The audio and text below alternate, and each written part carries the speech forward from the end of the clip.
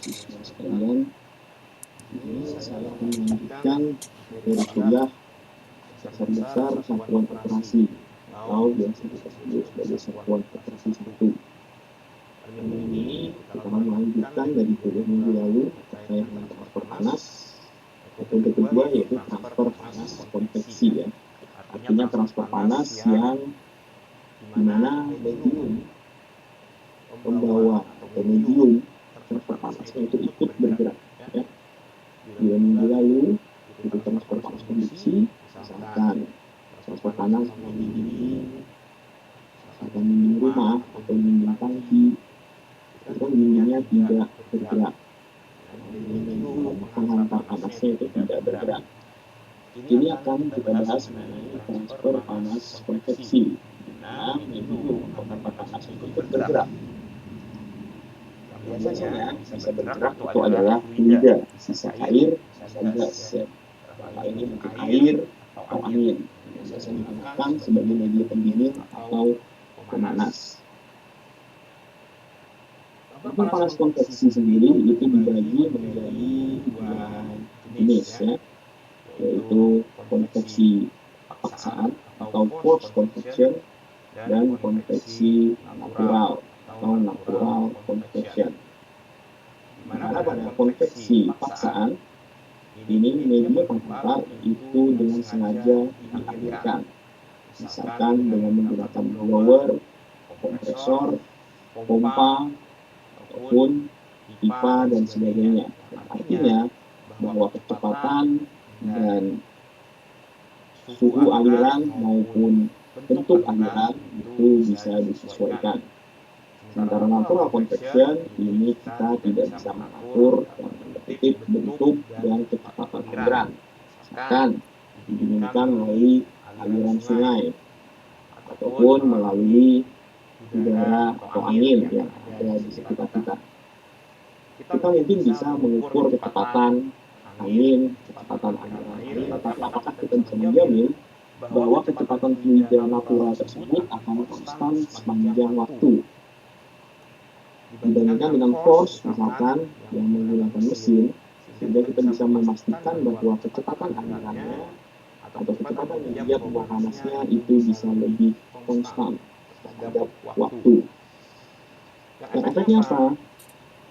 Seperti yang minggu lalu, bila sesuatu itu konstan terhadap waktu, yang artinya tidak ada perubahan minimal dari kecepatan, sehingga tidak perlu kita melakukan teknik integrasi dalam proses persamaannya, karena secara kecepatan dia stay atau tidak ada perubahan terhadap waktu, sehingga tidak terjadi akumulasi kecepatan maupun akumulasi perlambatan dari aliran media penghantar panasnya. Beda dengan natural convection, di mana mungkin saja terjadi perubahan terhadap waktu. Mungkin bila kita panaskan di pagi hari anginnya kencang, ketika siang anginnya sudah sepoi-sepoi, sehingga terjadi perubahan kecepatan terhadap waktu tersebut, sehingga nanti dalam proses kalkulasinya akan jadi lebih rumit, karena kita juga memperhatikan perubahan kecepatan tersebut yang apabila dibentuk dalam bentuk otomatis maka nanti menjadi persamaan dV per dt. Transfer panas konveksi sendiri, bila kita lihat dari gambar ini, di kuliah sebelumnya, transfer panas konduksi itu dilakukan pada bagian setebal. Misalkan ini ada tembok, misalkan tebalnya adalah delta X, maka transfer panas konduksi itu berjalan sepanjang delta X ini. Ini transfer panas konduksi. Maka transfer panas konveksi itu terjadi dari permukaan area area PQRS ini hingga ke lingkungan. Artinya terjadi penurunan suhu, misalkan suhu permukaan, surface ini adalah TS, hingga kemudian suhunya turun menamai suhu lingkungan. Ya. Nah, artinya proses konveksi ini nanti lama-kelamaan akan steady state. Steady state adalah bahwa suhu surface ini lama-kelamaan akan menamai suhu lingkungan. Di sini ada Q, artinya ada panas yang ditransfer dari suatu permukaan ke lingkungan atau ke suatu area yang luas. Ada TS, yaitu suhu surface atau suhu permukaan, dan ada T tak juga, biasa kita sebut sebagai suhu lingkungan, dan ada fluida yang mengalir atau fluida pasca panasnya, misalkan angin menerpa permukaan ini sehingga menurunkan suhu, suhunya turun karena ada perbedaan suhu antara surface dengan lingkungan, artinya ada panas yang mengalirkan. Sehingga secara umum persamaan transfer panas konveksi di sini bisa kita gambarkan secara matematis I, yaitu aliran panas yang mengalir, sama dengan H adalah koefisien transfer panas konveksi. Jadi kemampuan atau seberapa bagus media pengantar panas tersebut dapat mengantar panas. Jadi untuk aliran air, aliran angin itu berbeda nilai H-nya. Bahkan sesama misalkan air pun itu bisa berbeda. Apakah airnya misalkan air sungai yang kecepatan kecil, ataukah misalkan dengan menggunakan pompa. Artinya ada fungsi kecepatan di sini. Jadi nilai H ini selain bergantung kepada jenis fluidanya, juga bergantung pada kecepatan, pola aliran, dan juga bergantung pada bentuk dari surface-nya. Ya, makanya muncul variabel A, yaitu luas permukaannya. Misalkan permukaannya di sini ada persegi, sehingga kita luasnya bisa kita definisikan sebagai panjang kali lebar. Bila lingkaran, maka luasnya adalah 2pi r kuadrat, dan seterusnya. Di sini ada delta suhu atau perubahan suhu, yaitu T surface, artinya suhu permukaan, dikurangi dengan T ketiga atau suhu lingkungan.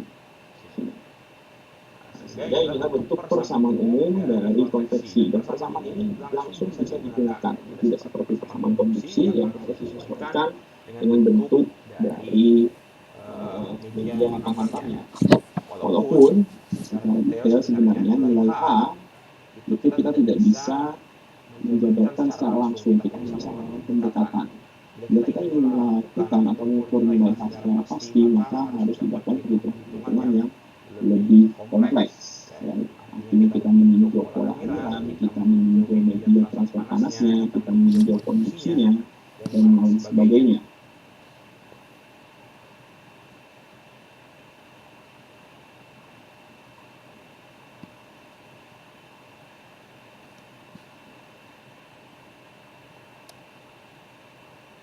Bila kita lihat di sini, ya, dari persamaan umum konveksi I sama dengan H kalikan A dikalikan TS min delta juga, ini adalah bentuk umum. Bila ingin kita samakan dengan persamaan konduksi seperti minggu lalu, misalkan ini adalah persamaan konduksi untuk slab, ini adalah persamaan konduksi untuk silinder, dan adalah persamaan konduksi untuk bola, maka bentuknya bisa kita samaratakan seperti ini. Ya.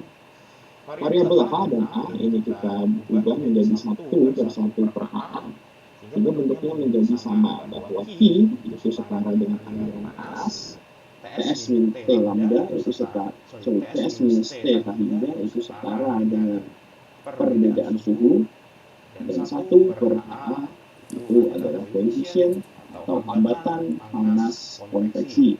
Bila sebelumnya misalkan di sini X2 dan X1 per KPL ini adalah tekanan transfer panas konduksi untuk bentuk slab, ini yang R2 per 1 per 2pi KL ini adalah tekanan transfer panas konduksi untuk bentuk silinder, dan ini adalah untuk bentuk slab, maka untuk konveksi hanya mengenal satu bentuk hambatan transfer panas, yaitu 1/HA.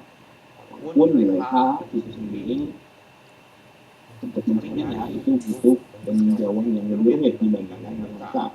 Di sini di kuliah ini saya persingkat dan saya permudah bahwa nilai H kita asumsikan kita bisa mencarinya di referensi. Nilai A ini nanti bisa Anda sesuaikan dengan bentuk surface-nya. Karena kenapa nilai A langsung masuk sini? Ini karena tidak ada proses integrasi di sini. Karena proses konveksi itu kita asumsikan bahwa prosesnya terjadi steady state. Steady state karena panas itu hilang ke lingkungan yang dalam tanda kutip luas area sangat besar, sehingga prosesnya itu bisa kita asumsikan sebagai proses steady state. Ya. Jadi untuk transfer panas konveksi sama bentuknya, yaitu ada V, ada delta suhu, dan ada hambatan transfer panas.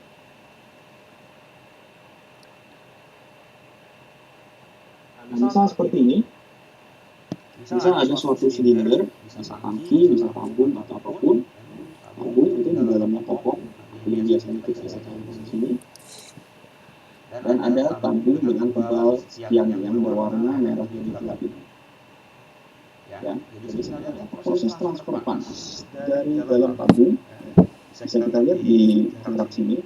Sumbu X adalah distance from center, artinya jarak dari pusat silinder, dan sumbu Y adalah temperatur. Kita misalkan di pusat silinder itu suhunya adalah TI, dan suhu di bagian dalam, di bagian dinding dalam itu adalah T1.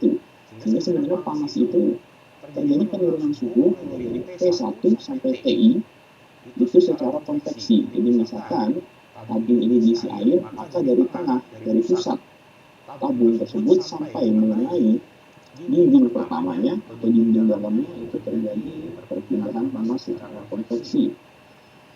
Nah, selanjutnya dari T1 ke T2, artinya dari dinding dalam sampai ke dinding luar, permukaan dinding luar itu terjadi transfer panas konduksi. Ya, karena dia melewati suatu benda, yaitu misalkan plat baja atau apapun, tabung ini dibuat melalui media tersebut. Di yang pertama ini dia melalui konveksi, misalkan ada air atau ada gas di dalam situ, ya. Sehingga di sini kita lihat bahwa yang pertama itu ada konveksi, ya, biasa kita sebut sebagai inside convection, ya, di dalam pipa atau di dalam tampung. Lalu ada konduksi sepanjang metal, sepanjang logamnya. Dan ada yang terakhir, yang ketiga adalah outside convection, yaitu dari suhu permukaan luar sini T2 sampai dia panasnya teratur secara konveksi hingga pada suhu T3 atau suhu lingkungan. Nah, karena di bagian pipa ini terjadi konveksi, maka ada namanya transfer atau koefisien transfer panas konveksi dalam, KI. Bahannya karena transfer panas konduksi sehingga ada nilai konduktivitas dari bahan ini, dan di luar juga ada nilai koefisien transfer panas konveksi dari permukaan luar ke lingkungan, yaitu H0. Nah, sesuai dengan persamaan sebelumnya bahwa untuk konveksi dalam mulai dari pusat tabung sampai ke permukaan dalam itu ada konveksi, sehingga bentuk dari R atau hambatan panas konveksi dalam yaitu 1/H1 kalikan H1. Nah, H1 itu adalah koefisien transfer panas konveksi di bagian dalam dikalikan dengan luas area. Luas areanya apa? Luas areanya itu adalah seluas luas lingkaran dari luas permukaan dari dinding dalam ini, yaitu saudaranya adalah I kalikan B kalikan RI, atau ini adalah dari RI, I kalikan 2P kalikan R, I kalikan L. Okay. Nah, sementara untuk konduksi, yaitu dari T1 hingga T2, itu mengikuti hambatan panas konduksi untuk silinder, yaitu dari R0 untuk R luar mulai dari pusat sampai ke permukaan terluar dibagi dengan RI, yaitu dari permukaan pusat sampai ke permukaan dalam, dan R0 per RI atau bisa biasa disebut R2 yaitu R yang lebih besar dibagi dengan R yang lebih kecil dibagi dengan 2P kalikan K nilai konduktivitas dan kalikan L atau panjang pipa atau panjang tangkinya. Sementara untuk outside convection, yaitu konveksi di luar, mulai dari T2 hingga T3, artinya di luar permukaan pipa ini yang berhadapan dengan lingkungan, maka sebenarnya rumus konveksi atau hambatan konveksinya sama, yaitu 1/HA, yang disesuaikan saja nilai H adalah H0 dan nilai A-nya adalah A0, artinya menyesuaikan dengan titik dari pusat sampai ke titik terluar. Sehingga bila kita jabarkan secara keseluruhan bahwa Q itu adalah delta suhu, yaitu suhu terdalam yaitu TI, hingga suhu terluar yaitu T3, Walaupun sebenarnya secara total ini kan aslinya untuk konveksi berarti TI min T1, untuk konduksinya T1 minus T2, untuk konveksi luarnya itu T2 min T3. Tapi kan minus dan plus yang di tengah itu saling menghilangkan satu sama lain sehingga tersisa TI suhu terdalam dikurangi dengan T3 suhu terluar. Dibagi dengan karena di sini ada 3 proses perpindahan panas, maka ada 3 hambatan. Hambatan yang pertama adalah hambatan di dalam, yaitu inside convection, mulai dari pusat silinder sampai ke permukaan dalam. Yang kedua yang di tengah ini adalah N berdua P, KL, ini adalah konduksi dari setebal misalkan logam ini metal. Dan yang terakhir 1/A0. A0 ini adalah outside convection dari permukaan terluar sampai ke lingkungan. Sehingga sebenarnya konduksi dan konveksi ini bisa kita gabung menjadi satu persamaan. Inilah fungsi dari bagaimana kita menganalogikan transfer panas ini seperti aliran transfer listrik yang akan memudahkan kita dalam berbagai bentuk perpindahan panas. Koefisien transfer panas itu sendiri, terutama nilai H, seperti yang saya bilang tadi, itu sebenarnya merupakan suatu angka yang sangat kompleks ya. Tidak bisa kita estimasi secara tepat. Artinya jarang sekali ada tabel-tabel yang mampu memberikan nilai H yang tepat. Biasanya hanya perkiraan. Kenapa? Karena koefisien transfer panas itu satu merupakan fungsi dari bilangan Reynolds atau bipola aliran. Karena Reynolds itu sendiri secara matematis adalah rho, densitas fluida, dikalikan U atau kecepatan fluidanya, dikalikan D, dikalikan diameter, cube atau lebar area dibagi dengan mu atau viskositas. Jadi memang bergantung kepada bentuk dari fluida sendiri, fluida yang kental, fluida yang encer, kecepatan fluidanya, area fluidanya lewat, itu akan memberikan nilai koefisien perpindahan panas konveksi yang berbeda pula. Dan di mana aliran itu ada aliran laminar dengan nilai Reynolds kurang dari 1100, aliran transisi Reynolds di atas 1100 sampai 10.000 dan di atas 10.000 itu menjadi aliran turbulen. Jadi beda pola aliran itu akan menyebabkan terjadinya perbedaan nilai koefisien transfer panas konveksi.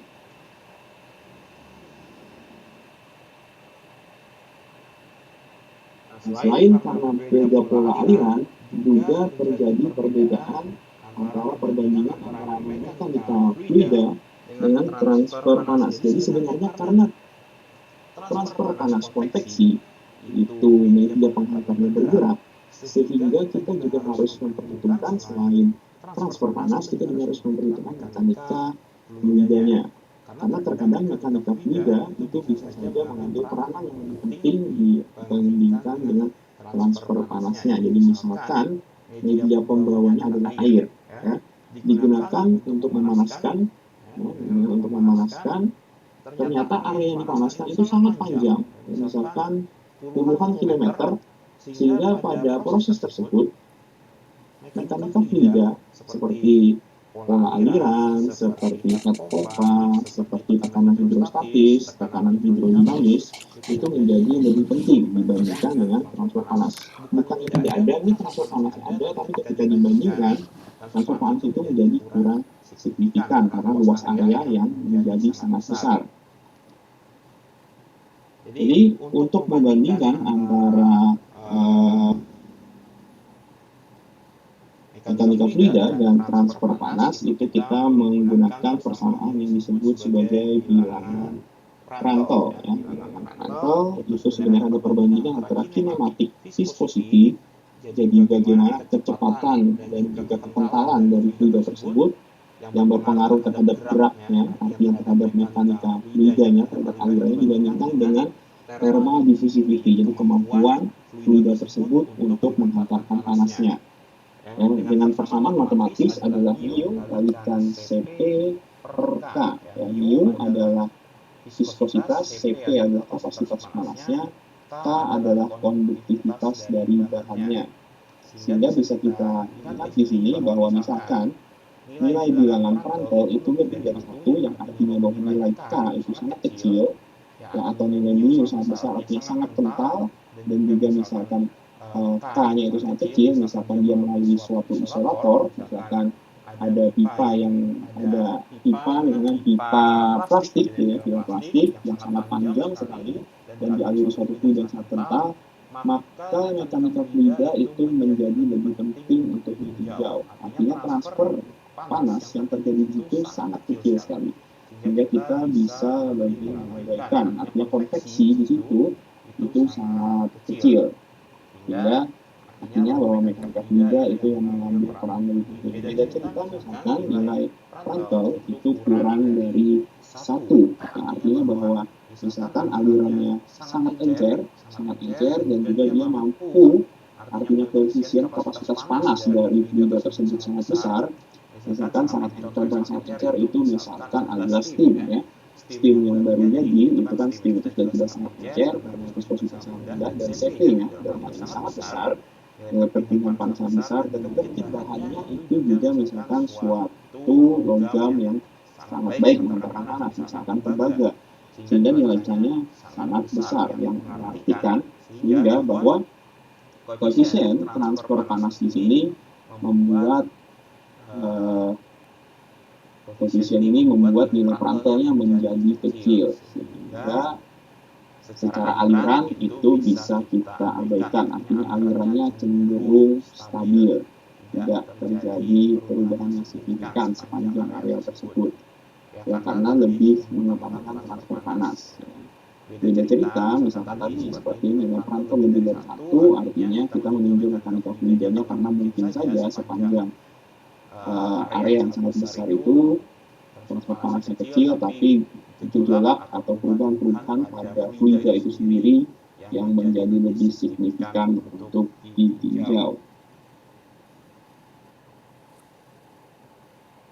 Bilangan yang ketiga tadi ada bilangan Reynolds. Terkait dengan yang pertama ini ada bilangan Reynolds yang terkait dengan pola aliran, jadi nilai koefisien atau nilai kemampuan suatu fluida yang mengalir itu mengantarkan panas pertama tergantung dari pola alirannya, ya, jadi seberapa cepat dia mengalir kan rho V G per mu, artinya densitasnya dan juga viskositasnya itu bergantung, artinya semakin cepat atau semakin aliran semakin tenang, aliran semakin berombak, itu akan menyebabkan perbedaan koefisien atau daya antar panas. Yang kedua tadi yaitu dari bilangan Prandtl, itu juga bergantung pada jenis bahan, jenis bahan pengantarnya, artinya dia mengalir di dalam bahan seperti apa, dan juga dia tanda di rumusnya Prandtl itu adalah mu Cp per K, yang artinya bila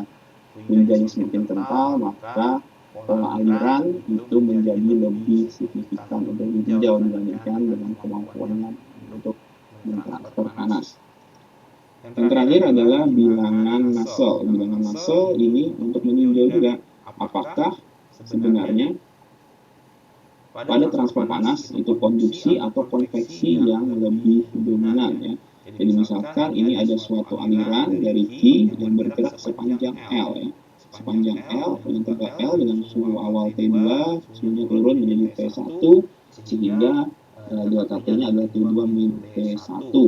Bila transfer panas ini kita asumsikan sebagai transfer panas konduksi, maka persamaannya adalah min K kalikan A kalikan delta T per L, ya. Sementara untuk konveksi yaitu K kalikan A kalikan delta T, ya. Dia tidak ada L ya untuk konveksi di sini. Jadi sebenarnya bila kita bandingkan Q konveksi per Q konduksi, maka hanya menyisakan A-nya sama dan delta T-nya sama, sehingga menyisakan HL per K. Itu sekarang disebut sebagai bilangan Nusselt. Nah, bila bilangan Nusselt-nya lebih dari 1, maka proses transfer panasnya itu dominan konveksi. Sementara bila Nusselt-nya kurang dari 1, maka proses transfer panasnya itu dominan konduksi. Nilai Nusselt ini nanti akan menentukan apakah kita lanjut atau tidak untuk mencari nilai koefisien transfer panas konveksi ini.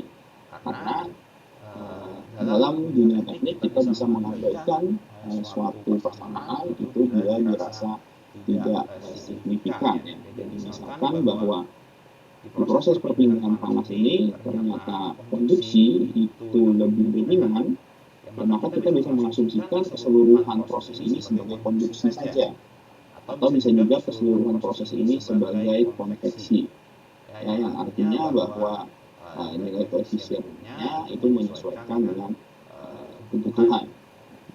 Jadi seperti tadi dibilang bahwa koefisien transfer panas untuk konveksi yaitu variabel H itu bergantung pada pola aliran, jenis aliran, dan juga dibandingkan dengan konduksi ya. Jadi dibandingkan dari jenis bahan dan juga dibandingkan dengan panjang atau seberapa jauh dia bisa mengalir di situ. Sehingga pada persamaan perpindahan panas konveksi ini sebenarnya persamaannya sangat sederhana, H kalikan A kalikan delta T, cuma saja nilai H-nya pada penggunaan dunia nyata nanti mungkin Anda tidak akan bisa mendapatkan nilai yang eksak, biasanya hanya nilai perkiraan atau range, batas atas, batas bawah. Karena di dunia nyata nanti Anda harus menghitung nilai H berdasarkan eksperimen. Ya, eksperimen seperti apa?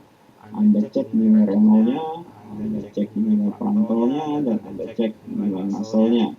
Ya, karena data-data tersebut yang penting untuk mendapatkan nilai H yang benar.